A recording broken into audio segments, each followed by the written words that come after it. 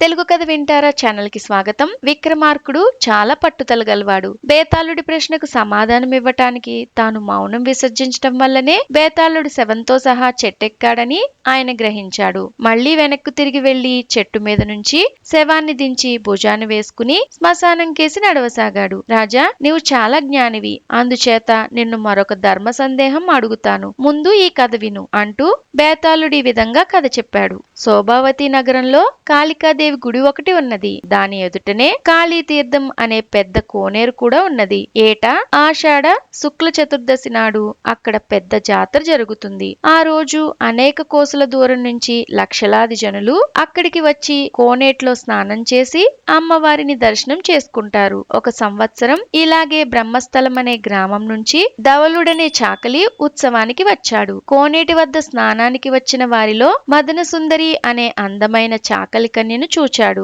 ఆమె ఊరు పేరు తండ్రి పేరు విచారించాడు. ఆ మదన సుందరి తన భార్య అయితేనే తప్ప అన్నం ముట్టరాదని శపథం చేశాడు. ఉత్సవానికి పోయి తిరిగి వచ్చినప్పటి నుంచి ధవలుడు చిక్కిపోతుండటం గమనించి వాడి తండ్రి కారణం అడిగాడు. మదన సుందరి విషయమంతా ధవలుడు తండ్రికి చెప్పేశాడు. ఈ భాగ్యానికే నిద్రాహారాలు మానేయాలేట్రా నాయనా, దాని తండ్రి నాకు స్నేహితుడే, ఇప్పుడే బయలుదేరిపోయి పెళ్లి ఖాయం చేసుకొస్తాను, నువ్వు లేచి అన్నం తిను అని తండ్రి చెప్పాడు. అనుకున్నట్టే పెళ్లి స్థిరమైంది. మంచి లగ్నం చూసి ధవలుడికి మదన సుందరికి పెళ్లి చేశారు. ధవలుడు భార్యను తన ఇంటికి తెచ్చుకుని సుఖంగా కాపురం చేస్తున్నాడు. ఇంతలో ఒకనాడు ధవలుడి ఇంటికి వాడి బావమరిది వచ్చి, బావా, మా ఇంట గౌరీ వ్రతం చేసుకుంటున్నాం, నిన్ను అక్కని తీసుకుపోవడానికి వచ్చాను అన్నాడు. మర్నాడే ధవలుడు తన భార్యతోనూ బావమరిదితోనూ అత్తవారింటికి బయలుదేరాడు. వారి దారి శోభావతి నగరం మీదుగానే ఉంది. వారు ముగ్గురు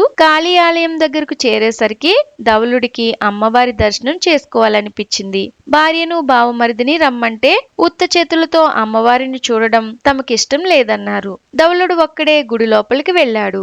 గుడిలో అమ్మవారిని చూడగానే ధవలుడికి ఒళ్ళు పరవశం అయిపోయింది. 18 చేతులతో కాలి కింద మహిషాసురుని తొక్కిపెట్టి కాళికాదేవి మహా అద్భుతంగా కనపడింది. అమ్మవారి విగ్రహానికి సమీపంలోనే వేటకత్తి కూడా ఉంది.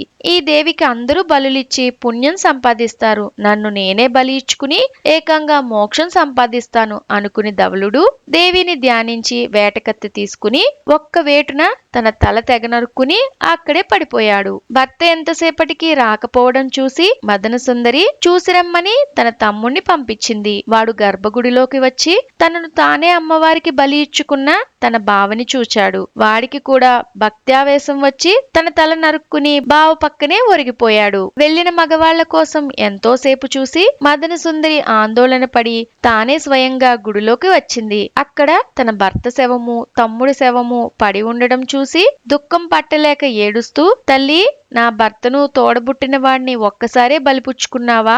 ఇక నేనొక్కర్తను బతికి ఉండడం దేనికి?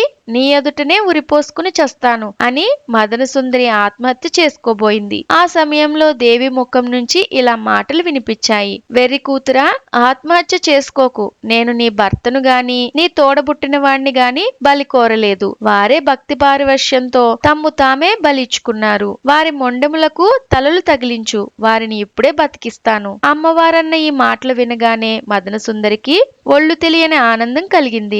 ఆమె ఆనందాశ్రువులు తుడుచుకోనైనా తుడుచుకోకుండా ఆ గర్భగుడి చీకటిలో 2 మొండెములకు 2 తలలు చేర్చింది. మరుక్షణం ఇద్దరూ బతికారు. కానీ ఒక పొరపాటు జరిగిపోయింది. మదన సుందరి తన భర్త మొండెముకు తమ్ముడు తల, అలాగే తమ్ముడు మొండెంకు భర్త తల చేర్చి వారిని బతికించుకుంది. ఈ కథ చెప్పి బేతాళుడు, రాజా, నా సందేహం ఏమిటంటే మదన సుందరి బతికించుకున్న ఇద్దరిలో ఇప్పుడు భర్త ఎవరు, తమ్ముడు ఎవరు?